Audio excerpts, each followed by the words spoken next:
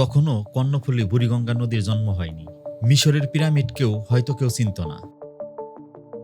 মানুষ তখন পুরোপুরি শিকারী জীব। আগুনকে মাত্র আয়ত্তে আনতে শিখেছে। কিভাবে প্রতিকূল পরিস্থিতির মাঝে কতটা সহজ এবং সাধারণভাবে বেঁচে থাকা যায় সেটাও আস্তে আস্তে শিখছে। হাতে ছিল না কোনো স্মার্টফোন, ছিল না রান্না করার জন্য সিলিন্ডারের গ্যাস, রাত্রে জ্বালানোর জন্য ছিল না আকর্ষণীয় কোনো টিউবলাইট। কিন্তু তারপরেও জীবন অনেক সহজ ছিল। দিনে বড়জোর 4 ঘন্টা কাজ করলেই হয়ে যেত।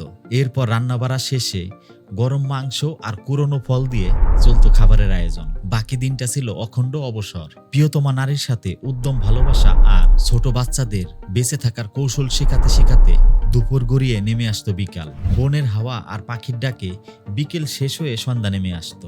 বকুল ফুল গাছের ফাঁক দিয়ে উকি দিত অনন্ত নক্ষত্ররাজি। তাদের দুচোখ তখন ঘুমে আচ্ছন্ন।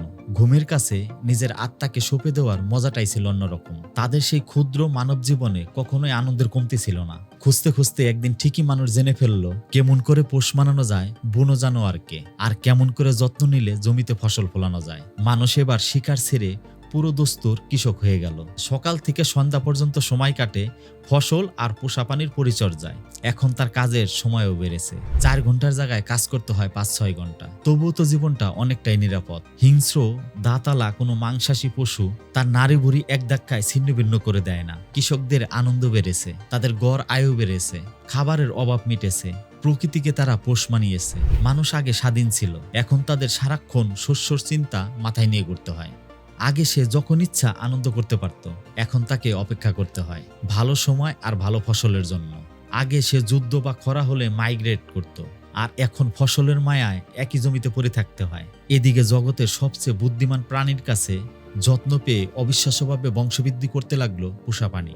মানুষের কাছে মনে হতেই পারে তারা কখনো পোষ মানেনি, বরং মানুষই আসলে পোষ মেনে নিয়েছে সেই পশুদের কাছে।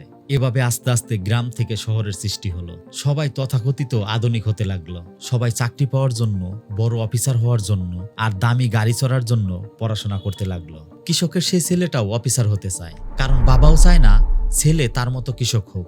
সবাই পড়াশোনা শেষ করে তাদের পছন্দের মেয়েকে বিয়ে করে সংসারী হয়ে উঠল। তারপর 2 থেকে 3, 3 থেকে 4 বাচ্চা কাচ্চা নিয়ে বংশবৃদ্ধি করার প্রয়োজনীয়তা শুরু হলো। আর তার সাথে সকাল 9টা থেকে 5টা পর্যন্ত ভোতরের রুটিন। অফিসে ঢোকা আর অফিস থেকে বের হওয়ার মাঝখানের সময়টুকুতেই জীবন কেটে যাবে। খুব হ্যাপি লাইফ লিড করছেন, তাই না? একদিন অফিস থেকে বাড়ি ফিরতে ফিরতে হঠাৎ আবিষ্কার করলেন আপনার বয়স 50। হয়তো তখন থমকে দাঁড়িয়ে যাবেন কোনো কফি শপের সামনে। একটা ব্ল্যাক কফি খেতে খেতে হয়তো ভাববেন জীবনে কি অর্জন করেছি, জীবনে কি সুখী হতে পেরেছি। কি অসম্ভব নিরানন্দে 5 দশক কেটে গেল। বাসায় গিয়ে ফ্যান ছেড়ে বিছানায় শরীর এলিয়ে দিয়ে ভাবতে ভাবতে ঘুমিয়ে গেলেন। ঘুম থেকে উঠে দেখলেন সন্ধ্যা হয়ে গেছে। আর তখনই মনে হলো আপনার গ্যাস্ট্রিকের ওষুধটা শেষ হয়ে গেছে। মেডিকেল সায়েন্স আপনাকে একটা প্রেসক্রিপশন ধরিয়ে দিয়েছে, আপনি সেটা অক্ষরে অক্ষরে মেনে চলছেন আর ভাবছেন ওষুধ খেলেই তো সব রোগের সমাধান হয়ে যায়। কিন্তু আপনার অগোচরে জীবনের শেষ সময় আপনার দরজায় ঠিকই ঠকঠকানি সেই আওয়াজটা মৃদু হলেও একদম স্পষ্ট ফিসফিসিয়ে আপনার কানে বলছে, গান শোনার, কবিতা লেখার, সিনেমা দেখার, বৃষ্টিতে ভেজার, পাহাড় ডিঙানোর বয়স এখন অতীত।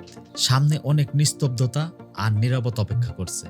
আর এভাবেই জীবনচক্র কেটে যাবে আপনার আমার সকলের। কিন্তু পার্থক্যের জায়গাটা কোথায় জানেন? আমাদের পূর্বপুরুষরা জীবনকে উপভোগ করেছিল, তারা জীবনকে অর্থবহ করেছিল, তারা কখনো পশুর কাছে পোষ মানেনি। কিন্তু আজ মানব সভ্যতা কোন দিকে যাচ্ছে সেটার উত্তর না হয় আপনি কমেন্টেই জানিয়ে দিয়েন। ভালো থাকবেন।